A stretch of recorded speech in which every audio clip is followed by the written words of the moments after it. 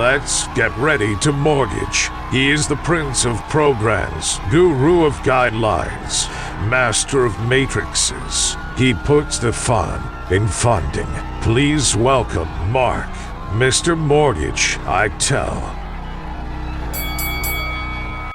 All right. Hey guys, it's Mark Itel here, and you are listening to the Mr. Mortgage Show.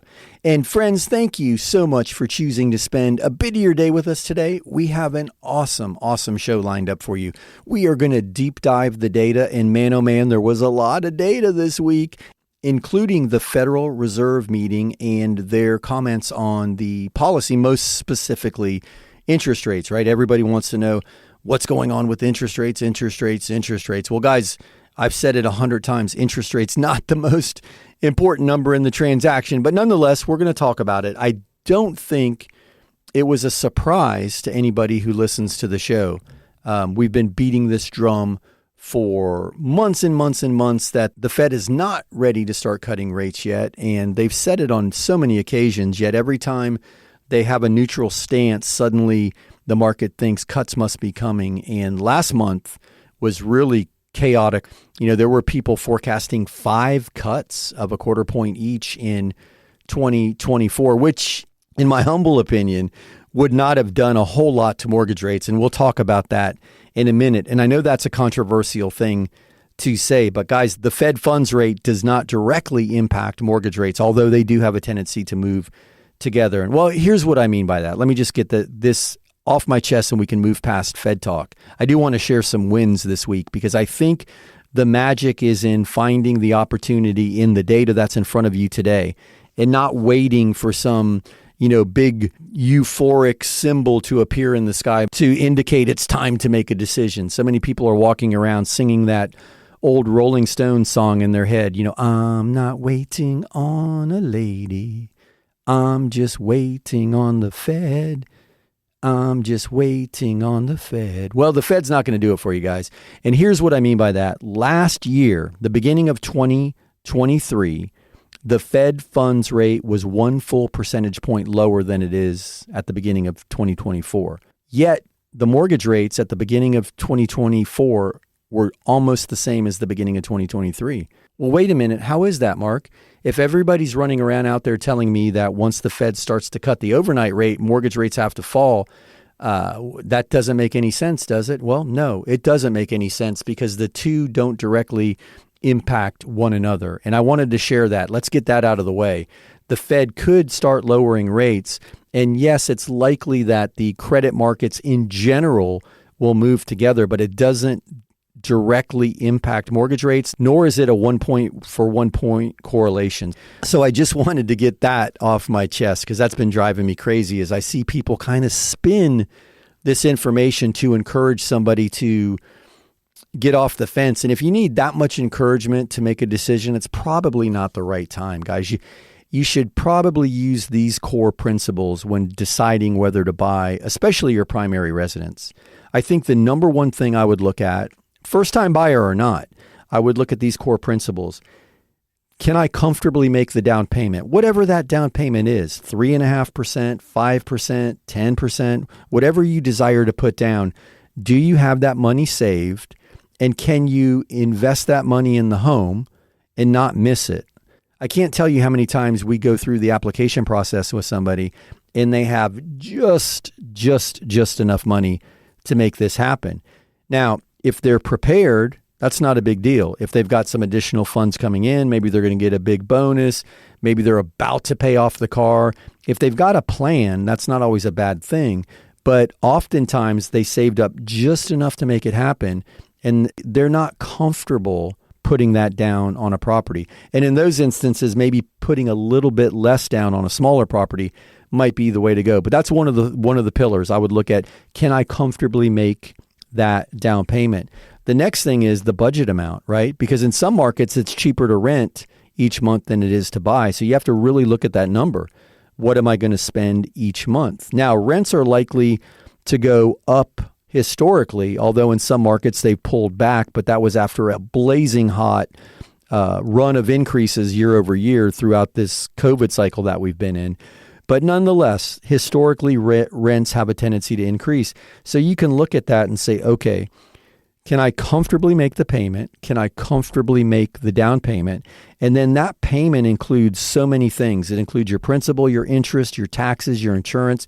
And those are the big wild cards right now, the taxes and the insurance, because so many people pull up the tax records and say, well, the taxes on Mrs. Johnson's home are $1,800 a year. Well, that's because Mrs. Johnson bought that home, 22 years ago and filed homestead exemption.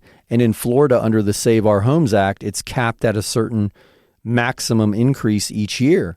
So her taxes are under market because she's been protected by the cap for increases. Guess what, guys? Once she sells that house to you, that resets at market value.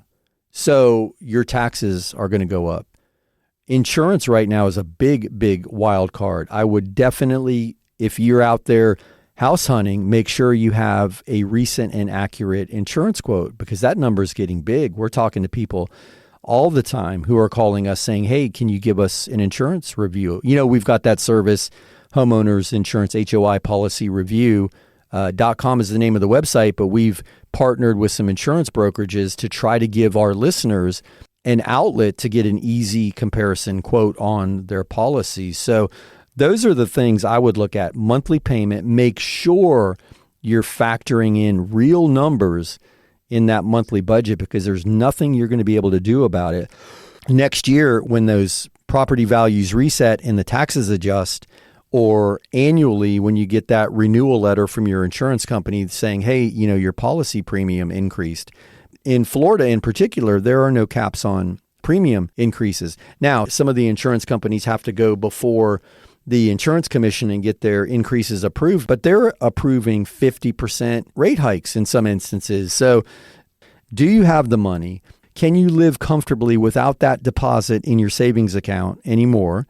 A lot of people think I'm going to put that money down and go get an equity line and take that money right back out.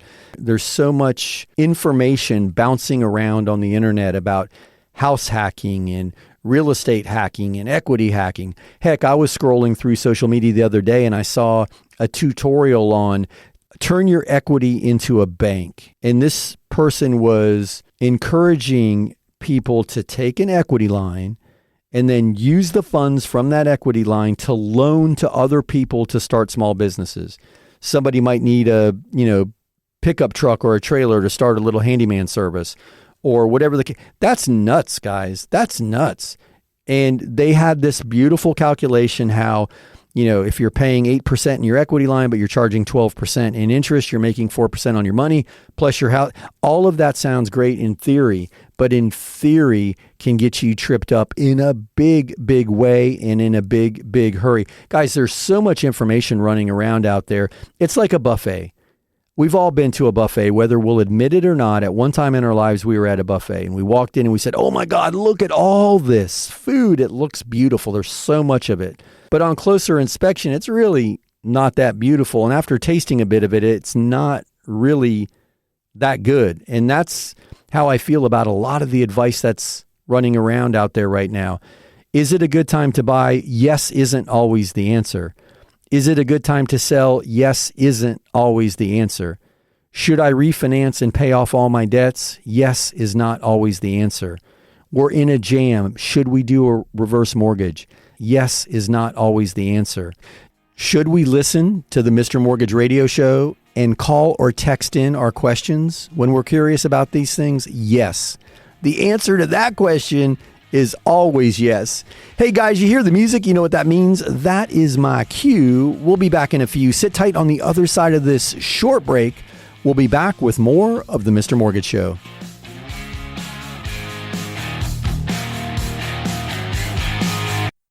Hey, it's Mark Eitel, host of the Mr. Mortgage Show, and I'm going to interrupt this commercial break to ask you for a favor. If you know any friends, family, coworkers, or the guy in front of you at the grocery line who's talking or thinking about buying or selling or refinancing real estate, I'm hoping I can count on you to help me spread the word, introduce them to me, to the team. You can do that by simply sharing MrMortgageRadio.com. That's MrMortgageRadio.com. Guys, it's Mark Eitel, NMLS 1929005. Now, back to the commercials.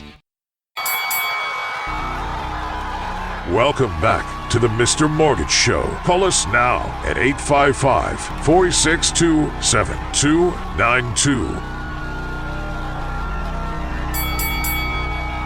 All right, we are back. My name is Mark Eitel, and this is the Mr. Mortgage Show. Guys, you heard the man. If you have questions or comments and you want them on the air, just call or text 855-462-7292. That's 855-462-7292. That is the Anytime Hotline. And Jen is womanning the hotline, and she will get your questions on the air. If you're shy and afraid to dial or prefer not to text, just head over to MrMortgageRadio.com. That's MrMortgageRadio.com. There's a big orange button. You can't miss it. It's right in the middle of the screen. Just click that button, follow the instructions, and Jen will read your questions on the air. And speaking of Jen, I know we've already gotten some questions back there. She's just finishing up a call, so I'm going to ramble for a minute, but I was hoping she was going to keep me off my soapbox because I wanted to open the show with a couple of wins from this week, because you hear me say it all the time about finding the opportunity in every market. And some people are blaming interest rate and housing prices as obstacles. And they are, guys. There's definitely no doubt that it's more challenging now than it has been in the last, 3 or 4 years. But with that being said, people are still finding workarounds and making some significant changes in their life with financing, refinancing, equity. And if we have time this week, I wanted to share a few stories with you. I don't want to spend any more time away from your questions because I know we've got some ready.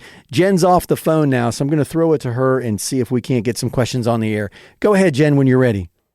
Carmen sent us this. I have an approval from my bank for $205,000. I found a great condo for $200,000, but my realtor says if I go with a condo, my buying power is lower. Does this make sense? Can you help me understand? I think I understand.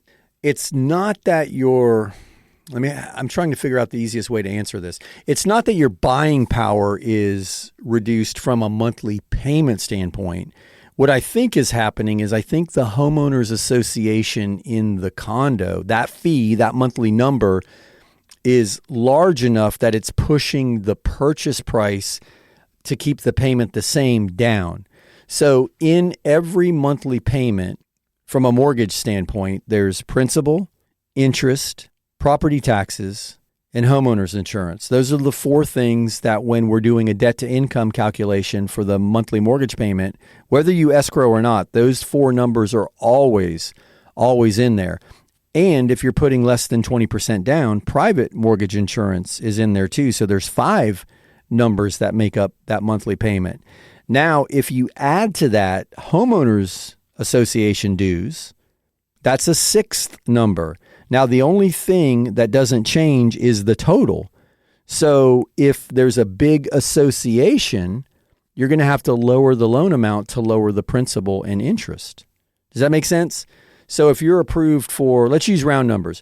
If you're approved for $2,000 a month, and that equated to a $205,000 loan amount at whatever interest rate you were approved for, and let's say principal and interest were, again, keeping round numbers, $1,800 a month, and property taxes were $100, and insurance was $100. That's $2,000. And let's say there's no mortgage insurance because I just spent your whole $2,000. Well, if suddenly there's another $200 a month that's required in association dues, that $1,800, the principal and interest, needs to be lowered to $1,600 to keep that number, that top line number, the same. So I hope that makes sense. I'm almost positive that's what your agent is talking about, is that the association costs are going to pull that number down. Because if you're buying a single family home, right, a freestanding property, not connected, not a townhouse, just by itself on a lot, and there's no association, you're going to have just principal, interest, taxes, and insurance. There's no association on that. You're going to have more buying power. So maybe she did frame it, or he framed it correctly from a dollar standpoint to keep that monthly payment the same. I hope that makes sense and I didn't confuse you. But guys, that's why I say interest rate doesn't matter. Housing price doesn't matter. The monthly payment is what you're qualified for. Now, at a 2% interest rate, that monthly payment buys a lot more money than at an 8% interest rate. So you're qualified for a bigger house, but it's confusing because your mortgage company is looking only at your monthly payment. You are qualified for a percentage of your income to be allocated for the mortgage payment. The lower the rate, the more money you can buy, but that monthly payment never changes.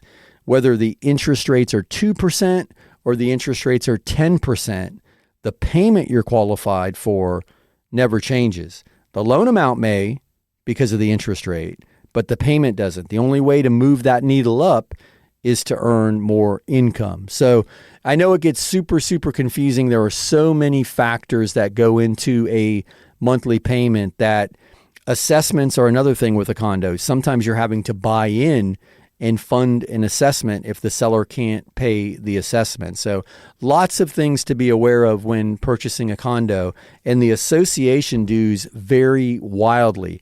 I've seen $30 a year association dues, and I've seen $2,000 a month association dues. So they can vary wildly. And I'm guessing that's what your agent is talking about. But if you want to deep dive it and you need some help understanding it, just call me off the air and I'll walk you through the numbers. But great question. I appreciate it. Hey, Jen, do you have another question ready? Okay, go ahead. Nelson has this question. I'm really hesitant about buying right now. I keep hearing rates are coming down a lot this year. But will prices really jump if rates come down? I know it's a catch-22. Hey, Nelson, this is the magic, the $64,000 question or $1 million, whatever it is. It's nobody knows. Everybody thought interest rates were going to kill the housing values. Didn't happen. Property values are going. What did we say in the opening segment? We're up 5.1% year over year in the face of 8% interest rates twice. So here's the thing. I think that taxes and insurance are putting so much pressure on the monthly payments. You heard me just describe that, right? The monthly payment is the magic number. That as taxes and insurance eat up more of that monthly payment, there's less room for principal and interest. So I think interest rates would have to pull back considerably. Into the fours before we see a boom sparked by interest rates. That's my personal feeling on it. If that happens, then all of the people who have a load of equity can sell and move up or down and use that equity to put a big down payment down on the new higher priced house.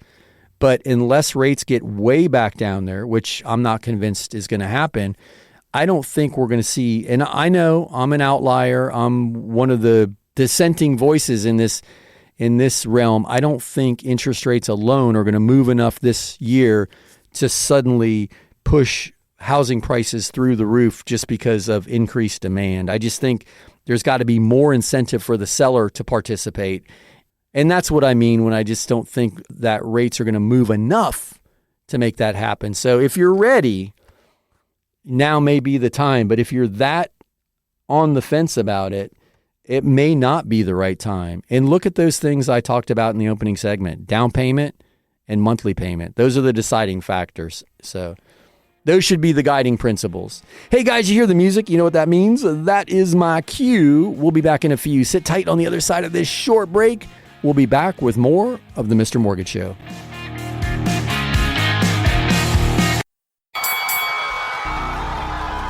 Welcome back to the Mr. Mortgage Show. Call us now at 855-462-7292. All right, we're back. My name is Mark Eitel, and you are locked and loaded with the Mr. Mortgage Show. Guys, thanks for hanging out with us today. We are having a blast. We covered some data, we're answering some questions, and we're going to keep this thing rolling. Guys, if you have questions or comments, just call or text 855-462-7292. That's 855-462-7292. That is the Anytime hotline. And Jen womans the hotline, and she will get your questions on the air. Again, that number is 855-462-7292. Or head over to mrmortgageradio.com. That's mrmortgageradio.com. And right in the middle of the page is a big orange button. You can't miss it. It says, get your questions on the air. Click that button, follow the instructions, and Jen will read your question on the air. But guys, we've had some good ones so far. Let's keep them rolling. Jen, are you ready back there? All right, fire away. Here's one from Carlos. I'm talking to my parents about a reverse mortgage. I know it will really help them, but they think this will prevent them from leaving the house to me when they die. Is this true? Hey, Carlos, this is a great question, my man. I really, really appreciate this one. That is one of the biggest common misconceptions around the reverse mortgage. So I want to touch on a couple things here, but let me start by answering your question. No, it will not prevent them from leaving you the property when they pass. Now, when you inherit the property, there'll be a lien on it like any other mortgage lien. You can pay that lien off and keep the property. You can refinance it into your name, or you can sell it and then just pocket the equity. So huge misconception around the reverse mortgage. A lot of people think they sign their house over to the bank and the bank then lets them live in it until they die.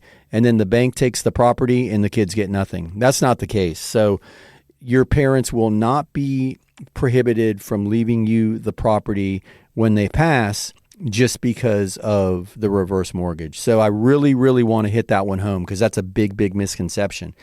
And I want to congratulate you on being proactive. I can't tell you how many times it's the children who stand in the way of the parents because they don't want any encumbrances on that equity. They want their parents to spend every other penny before they touch that equity because they're being greedy. They want as much inheritance as possible, forgetting that it's their parents' equity. Their parents made the hard decisions. Their parents made the monthly payments. Their parents did the right things to build that equity up. And then suddenly the kids are, clamoring for them to figure out a way to sell the car and start Ubering instead of, taking the reverse mortgage. Now, having said that, the reverse mortgage is not always the answer. It's not right for everybody. I say it all the time. It's just a tool. A hammer is a tool, right? I use this analogy all the time because I think it's pretty clear.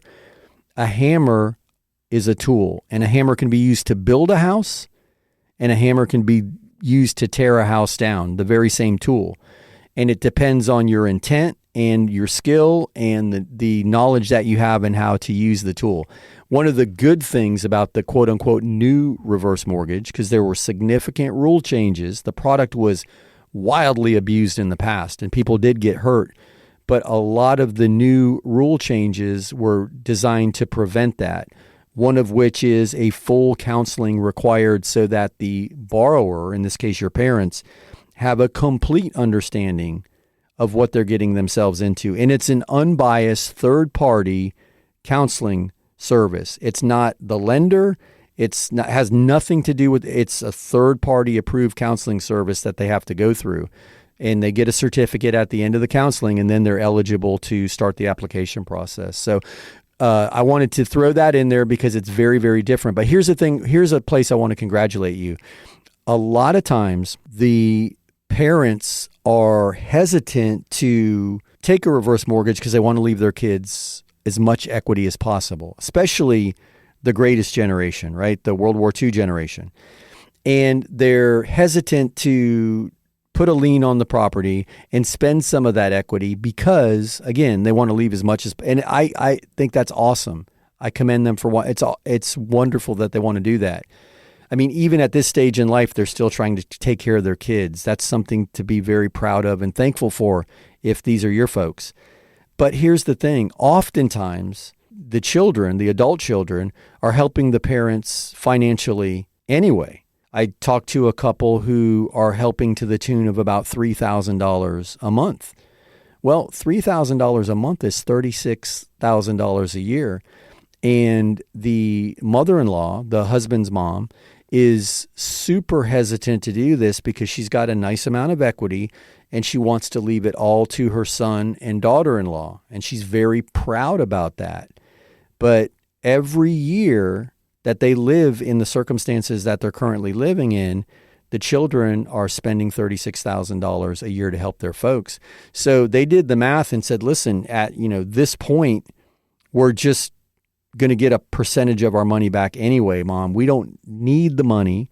We don't want the money. We want you to be comfortable living the remainder of your life. And Mom was relieved because she felt more guilt about getting help from the kids than she did about not leaving them the big estate. So I commend you for being willing to have the conversation with your folks. It's not easy, especially when you're the child and you stand to inherit this equity and you're willing to look past that and do the right thing and help your parents make the best decision for themselves. So great question. They will not be prevented from leaving you the property. You'll just have to satisfy the lien, and whatever equity is remaining will be yours. So great question, my man. I appreciate that one. Hey, Jen, let's get another question on the air. Erica sent this question. This may be a dumb question, but I found a house on Zillow, and it says something about FIRPTA. I Googled it, but I'm more confused than ever before. Will this hurt me later when I sell the house? Hey, Erica, the old FIRPTA question. Great question. I'm surprised that it says that in the listing, though. That's interesting because, and good on you for Googling it. And I understand why it's confusing because the FIRPTA rules, it's federal income tax repayment. I don't remember what it stands for. What FIRPTA is, guys, if a foreign citizen owns a property and they sell that property, the FIRPTA rule, if you will, requires the title company to hold a percentage of the proceeds back in escrow to make sure the taxes get paid. Because a foreign person is likely going to have taxes due on any profits. And if they're a foreign citizen that has no ties to the U.S. and they just cash that check, Uncle Sam is unlikely to get his money. So FIRPTA was enacted. Maybe that's what it is. Foreign Income Tax Something Protection Act. I don't remember. I'll have to look it up. So it has nothing to do with you and it has nothing to do with the property. That's a great question. No, FIRPTA is not going to negatively impact the next transaction. Assuming that you are a U.S. citizen, the property, when you sell it, will be a normal transaction. And if there are taxable proceeds, you'll get them at closing, but you'll be required to file your taxes just as you normally would. So great question. I was going to brag about the big brain on Mr. Mortgage for knowing FIRPTA, but then I couldn't remember what the acronym stands for. So maybe at the break, I'll look it up if I have a second. Guys, you hear the music, you know what that means. That's my cue. We'll be back in a few. Sit tight on the other side of this very short break. We'll be back with FIRPTA and more of the Mr. Mortgage Show. So you think interest rates have gotten too high to refi? Well, not so fast. There are several reasons people refinance. One is to lower their rate, that's for sure. But there are many other reasons. Debt consolidation, unexpected medical bills, home renovation. I even know of one guy who refinanced his house so he could buy his mistress a condo. But let's get back to debt consolidation for a minute. I'm working with a client now. His name is Ben. He's in Palm City. And Ben is going to refinance, pull some cash out, pay off 2 truck payments, as well as a host of credit cards. He's going to use a loan program called the REC Refi to reduce, eliminate, and consolidate his debt. So yes, his mortgage interest rate is going to go up a bit, but he's going to reduce his monthly expenses significantly. So if you'd like to learn more, you can find us online at Mr. Mortgage Radio. That's MrMortgageRadio.com. Welcome back to the Mr. Mortgage Show. Call us now at 855-462-7292. All right, we are back. My name is Mark Eitel, and you are listening to the Mr. Mortgage Show. And we appreciate your company and your participation. If you have questions or comments, just call or text 855-462-7292. That's the Anytime hotline, 855-462-7292. And as always, Jen is womanning the hotline, and she'll get your questions on the air. If you prefer, you can head over to MrMortgageRadio.com. That's MrMortgageRadio.com.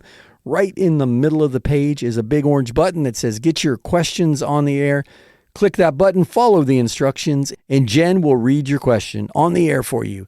All right, guys, I am going to throw it right back to her and keep this rolling. We've had some great questions so far. Go ahead, Jen. Billy emailed this one. I'm looking at a 2015 double wide on 2 acres. Is it possible to get a normal mortgage on a mobile home? It's not in a trailer park. Hey, Billy, this is a great question, my man. Yes, you can get a variety of loan programs. So there was a little bit of confusion because during COVID, there were some restrictions, not guideline changes, but temporary overlays, which are just what they sound like. They're more restrictive temporary policy changes. And I don't know why, but for some reason, mobile homes fell into that category. So for a minute there, it was a challenge to get a traditional mortgage on, especially single wides. But anyway, USDA, if it's in the rural area, and there's an easy way to look that up on the map, VA, conventional, and FHA all provide normal 30-year mortgages, what you would consider a quote-unquote traditional mortgage on a manufactured home. Now, here's the caveat. It's technically June of 1976. I prefer to say 1977. It's just easier. Or newer. If it's newer than 1977, all those mortgage programs are available if you own the dirt and it meets all of the other requirements. So I would encourage you to explore it because there are a variety of mortgage programs available. Here's the exciting thing. There are now mortgage programs available for older units. And that was a big challenge in buying older manufactured homes in the past, was that prior to that 1976 date, June 1st, 1976, there was no financing available. Well, that's changed. It's not a quote-unquote conventional loan. It's what's called non-QM, but there are lenders that will do those loans. So great question. The answer is an easy one. Yes, sir, there are programs available. Hey, Jen, let's keep them rolling. Joanna has this question. I've listened to your show for a year or so and heard you talking about a mortgage for people who have enough to pay cash but prefer to finance. Can you explain how this works? I'll be getting a sizable divorce settlement next month, and then I have 6 months to find a new house. Good job, Joanna. Good job indeed, right? Jen, you caught me off guard with that. Yeah, so that's a great question. And it's the perfect loan program for this scenario. There's two. One is called asset depletion. And you take the assets and divide them by 84. And that number is what's considered your annual income to use for qualifying you for the mortgage payment. So asset depletion income calculation is what's used in these scenarios. There's another loan program, and the underwriting is pretty basic. If you have the credit and you meet all the requirements, if you've got enough to pay cash, they'll loan you a certain percentage of it. But most of the time when I get this question, we're talking about that asset depletion model. The most aggressive asset depletion models out there will let you divide that total sum by 60 months. Most by 84, and then the most conservative ones are for the loan term, either 180 or 360. But the answer is the asset depletion loan, and it's an easy calculation. But I hope that helps. If you want to talk it through off the air, just give me a call. I'll walk you through the calculations, and we can do it specific to your scenario. So great question. Thank you so much for that one. Hey, Jen, throw me another one. Chad sent this. I've heard people say the reverse mortgages can lead to foreclosure because the loan balance keeps growing. But is that really how it works? Can we go into foreclosure with a reverse mortgage? Hey, Chad, another great reverse mortgage question and another misconception. So, no, you can't go into foreclosure if your loan balance exceeds your property value. One of the very cool features of the reverse mortgage is it's non-recourse in that sense. So if property values plummeted or you outlive the projections and the balance grows to a point that it's now more than the property value, that's fine. You can continue to stay there. Foreclosure can't be enacted based on that value to loan balance equation. Now, to answer the other question, yes, you can be foreclosed on with a reverse mortgage. Now, it's not for not making monthly payments because no monthly payment is required. That one big payment is due at the end. And it's not for the loan balance growing more than the value of the property. A foreclosure in the reverse mortgage world would come from not paying the property taxes, perhaps not adequately maintaining the property, and not keeping adequate homeowners insurance on the property. So taxes and insurance and maintenance are still required to be upkept from a monthly payment standpoint with a reverse mortgage. And that's on you to pay that because you're not making a monthly payment that has taxes and insurance escrowed. So just know that, because a lot of people out there, especially on social media, you see the videos popping up, you'll never make another mortgage payment. Well, that's not really true. You make one big payment at the end. You don't have to make monthly payments, but you do have to pay your taxes and you do have to pay your insurance and you have to keep the property maintained. You can't have a bunch of code enforcement violations and a leaky roof. So, Chad, great question. I appreciate it. I welcome the opportunity to talk to you more about it off the air. Should you wish, just give us a call if you need any more information about that. Appreciate that one. Hey, Jen, do you have another one? Okay, go ahead. Leanne sent us this.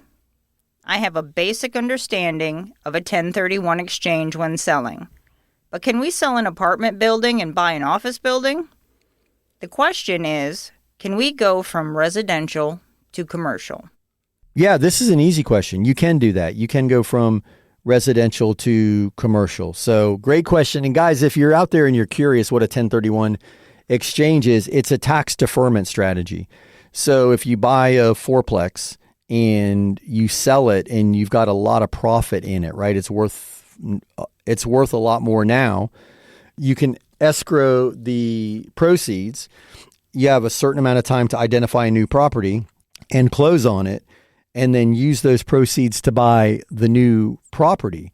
And a lot of people will use the 1031 exchange strategy to keep moving up bigger properties up the property ladder. So if you bought a property with 20% down and you owned it for 10 years and now you have 50% equity, so you've got a nice chunk of money, and you take that 50% and you put it down on a piece of property. It might only represent 15 or 20% down on the new property, but it's a larger property, larger loan amount. And then you 1031 exchange that when you sell it into another property. You're basically buying the cash flow and deferring the taxes until the ends. But great question. I appreciate that one. Hey, Jen, let's try to get another one in.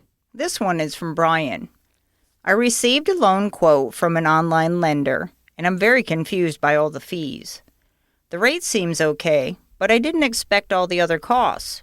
What should I be looking for to know if I'm getting a fair deal? Hey, Brian, that's a great question. I hear the music, so I'm going to try to make this quick. And we did change the name to online lender because I want to stay out of court and not use their name on the air. But anyway, look at the origination points. What are you paying? How much are you being charged? And does it correlate to that interest rate?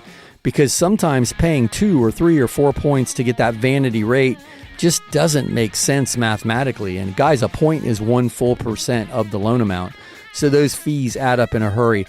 But we have the loan review, fee sheet review service for all the listeners. Guys, go to MrMortgageRadio.com and check out fee sheet review. I'll be happy to walk through those numbers with you. So great question. I'm sorry we're running out of time though. Guys, you hear the music?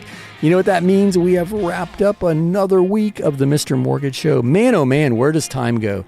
We always have so much fun with you on the air. If you need us when we're not on the air, head over to MrMortgageRadio.com. That's MrMortgageRadio.com. Hey, one more time for the kids in the back, MrMortgageRadio.com. All right, guys, Jen and I will be back next week here, same time, same station.